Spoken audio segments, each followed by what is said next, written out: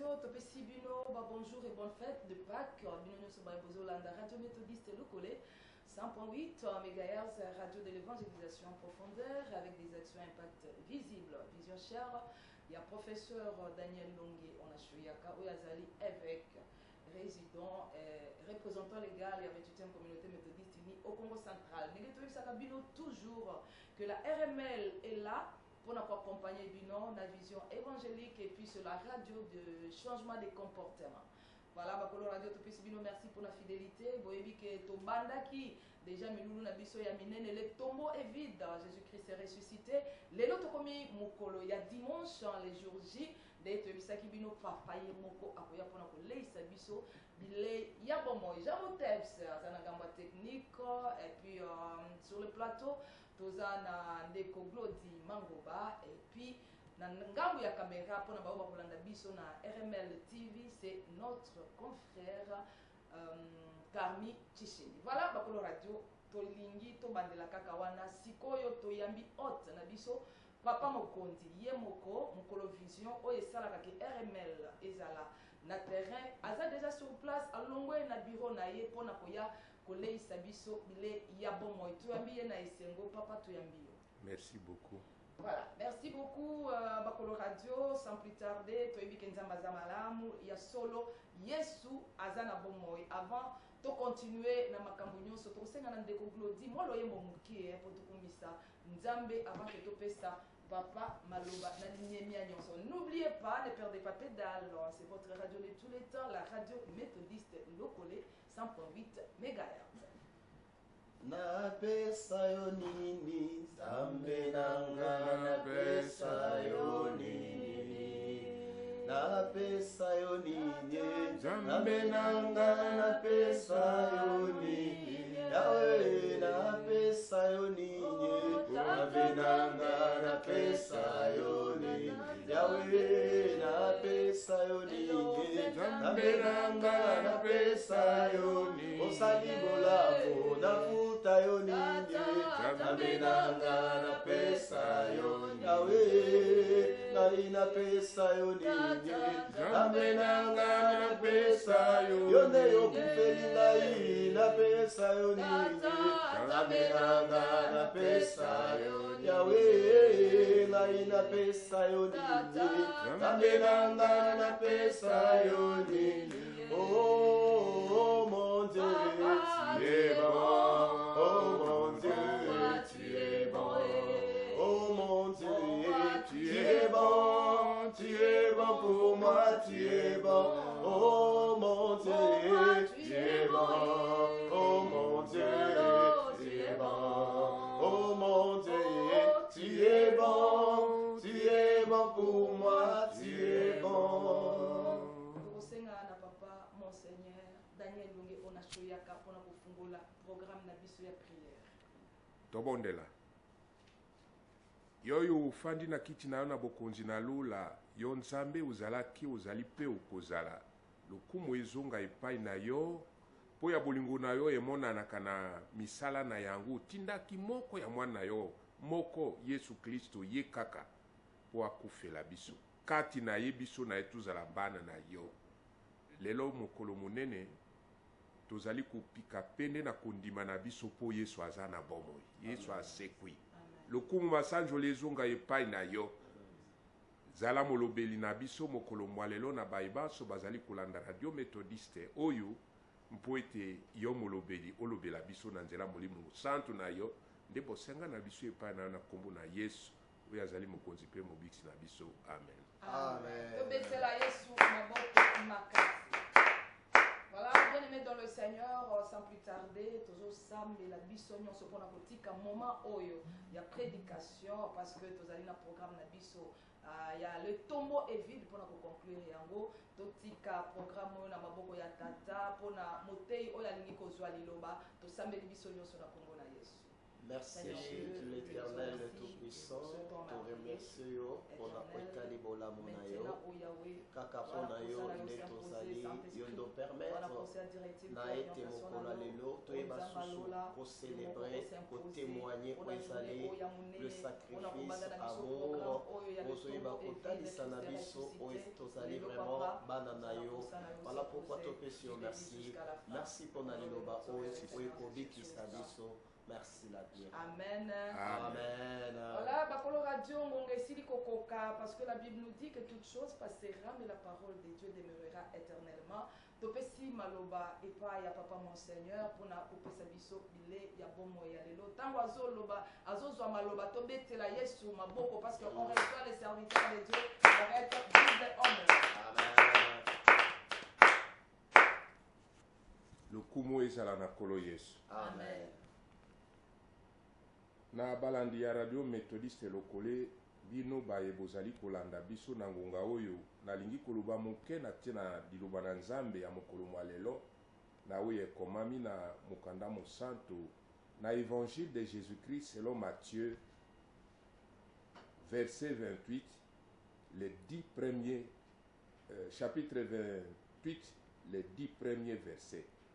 Matthieu 28 1 à 10. La résurrection de Jésus.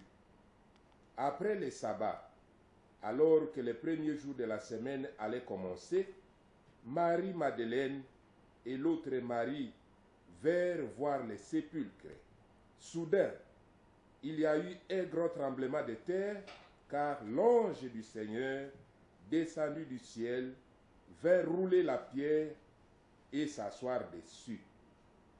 Son aspect était comme l'éclair et son vêtement blanc comme la neige. Les gardes tremblèrent de peur et devinrent comme morts.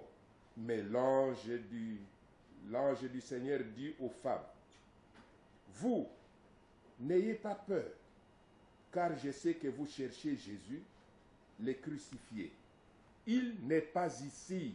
En effet, il est réveillé comme il avait dit. Amen.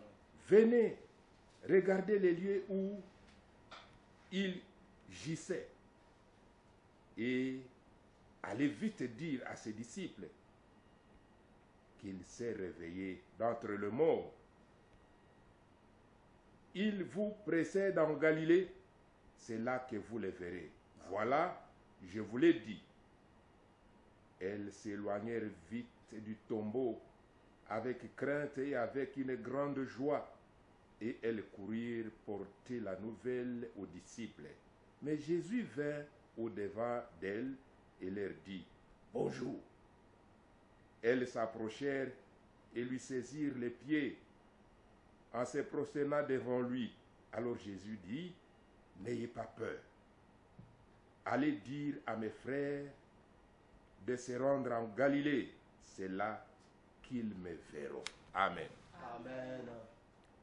Mokonzi nzambe azwa lokumu po liloba na ye ezalaki ekozala pe ekotikala seko na seko maso ekoleka me liloba na nkolo ekotikala ezali mokolo monene biso baklisto ya mokili mobimba tozali kopika pende na kondima na biso po ete Yesu alongi liwa malita matikali polele les tombeaux vides. Nous avons eu le privilège des dirigeants de cette radio méthodiste locale qui nous ont invités au travers de leur directrice pour que nous donnions un bref message en ces grands jours de la résurrection du Seigneur Jésus. Les tombeaux vides, malita polele.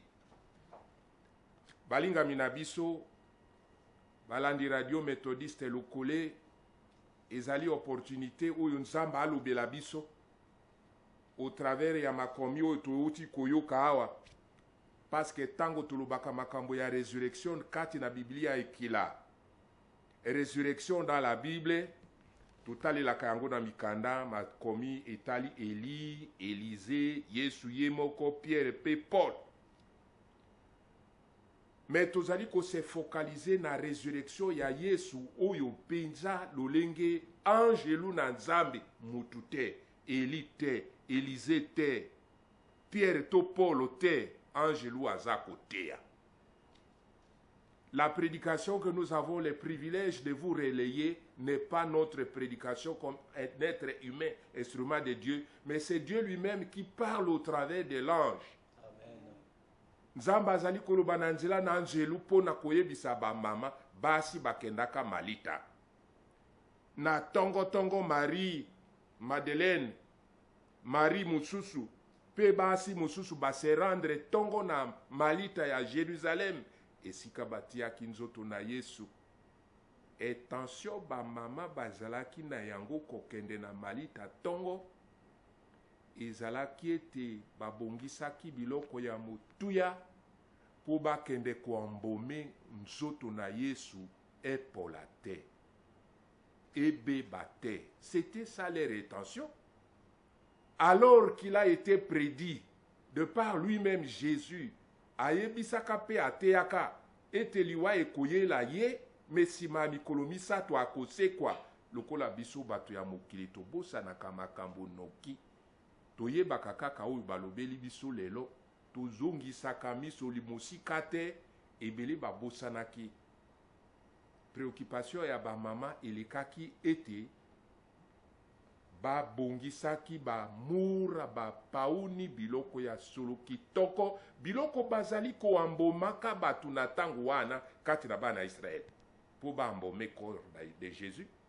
Curieusement bakomi pembeni malita ezalaki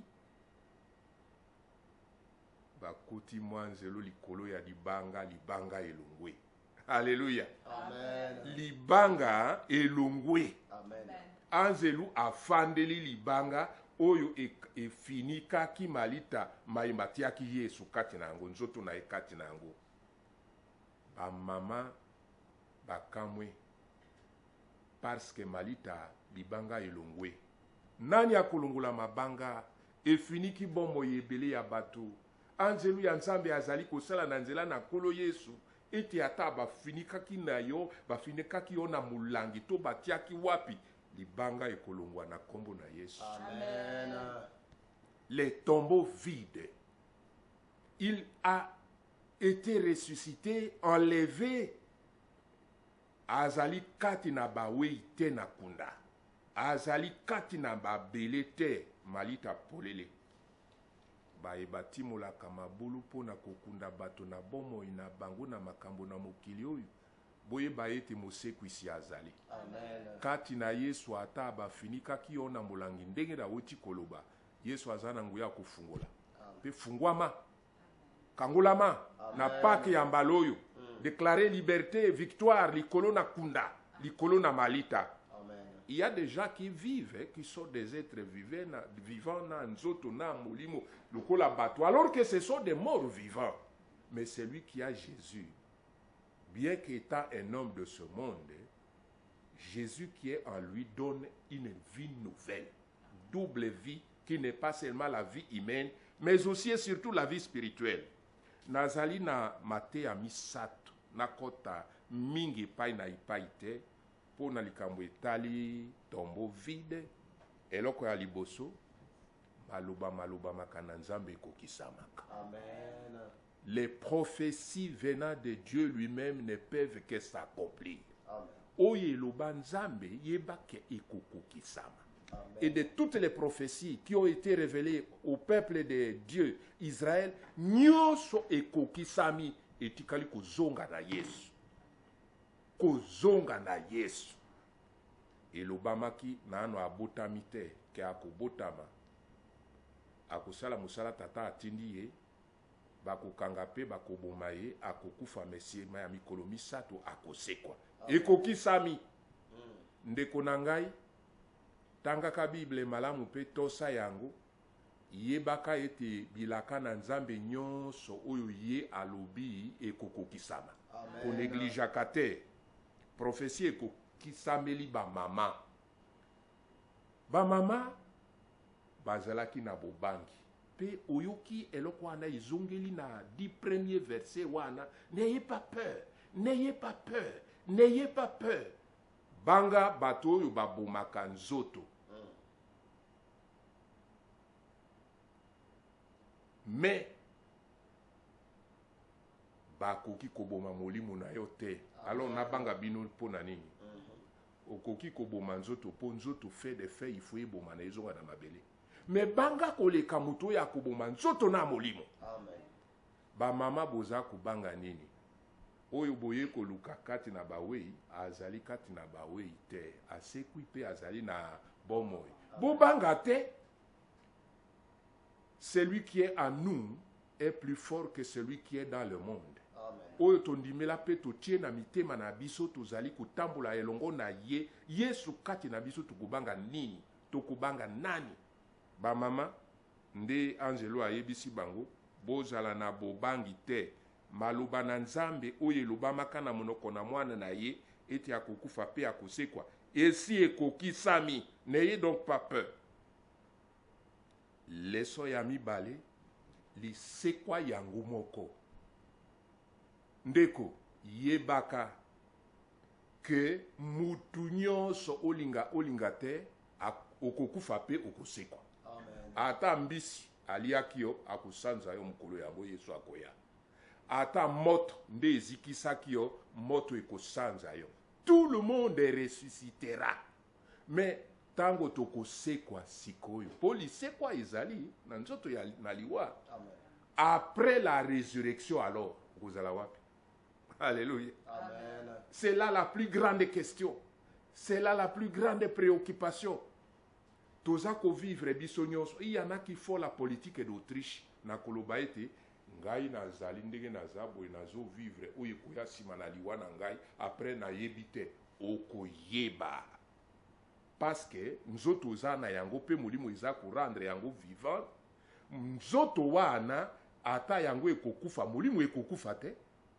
Yesu akosekwisa molimo kati na nzoto na yo pe kosekwa po telema. Sikoyo après la mort, quand tu ressusciteras, ukokende wapi? Nzela ezali mibale misato te. Soit na loboko ya mobali ya Nzambe pa Yesu akendaka kobongisela biso bisika akoya ko enlever biso na ye elongo na lola. Soit na lifelo. Komikosa te, kosala politique ya Autriche te, obombi mutu na yo ukanisi nzoto mobimba ebombami, yeba ke tango kosekwa ndeko na ngai, tira soit à gauche, soit à droite. Okokende na loboko ya mobali ya Nzambe, soki oza na Yesu pe kosekwa na ye, soit okabaki molimo na yo na mokili na makambo ya mokili okokende na lifelo. Lisekwa, oyo tozali koloba awa, ezali lisekwa non seulement ya nzoto na biso mais tout l'être na molimo. Quand Jésus était ressuscité, il n'avait plus le corps qu'il avait auparavant. Nzoto batia makonga et bongwani. La Bible dit que nzoto a sekwi samina yango ezongenga lokola mioto ezongenga nzoto ya kongenga. C'est là que je m'avais chuté na eloko ya misato, leso ya misato, nouvelle vie. Amen. Après la résurrection, il faut manifester une nouvelle vie. Amen. Ndeko, sambeli mingi, pendant période oyo Pâques oyo mobimba, tokoti na semaine sainte, to souffrir na Yesu na mabonde litoleli, masumu na biso, mais sikoyo na mokolo ya kosekwa na Yesu tokomi kati na yango tokosekwa na makambo ya kala elongo na ye te tokosekwa na makambo ya sika. Amen. Bomo ya sika. Amen. Bizaleli ya sika. Amen. Elobeli ya sika. Amen. Esaleli ya sika. Amen. Euti na oyo ya mokili te ezali oyo euti na mboka na Nzambe na lola. Bien que nous sommes sur la terre des hommes, nous ne sommes pas de cette terre des hommes. Nous sommes les citoyens du royaume de Dieu. Il faut caractéristique ya lola tout revêtir yango à partir ya mokili awa parce que nous sommes les ressuscités avec le Seigneur Jésus. To sekwi na ye kati na bomo na vie ya sika. Omoni bolingo na Nzambe pa ina biso batu na mokili ezali ya ko négliger te. Esika tozalaki ba oui tala kolo apesi biso bomoi na nzela na Yesu. Esika tozalaki ba sumuki na nzela na Yesu amemi ba sumu na biso. Yo okokuta bolingo ya boye pai wapi? Ebongo yo oza bénéficiaire ya bolingo ya Nzambe na nouvelle vie ya ressuscité oyo okabola bolingo wana na bandeko te. okotikala na koyina bayike mpe kokanela bango kokangela bango kanda ti wapi bolingo na nzambe esuplante makambo na biso nyonso mpe na suka bandeko elikia biso baklisto tozali bato toza kovivre mpe kopersiste na makambo nyonso likolo na elikia. Espoir ezali na mwana na nzambe. Là où les gens croient que tu es fini, tu es arrêté, continuez à espérer. Amen. Na kombo na Yesu. Amen. Ba oyo bakanisaki bomoi na biso bato ekosuka kaka na mokili oyo biso kati na Yesu toza na elikia na bomoi au-delà ya monde oyo. Vivons avec l'espoir de la résurrection en Jésus-Christ. Après la mort, il y aura la résurrection, soit pour le paradis, la vie éternelle, soit pour l'enfer, la mort éternelle. Nzamba pambola bino. Amen.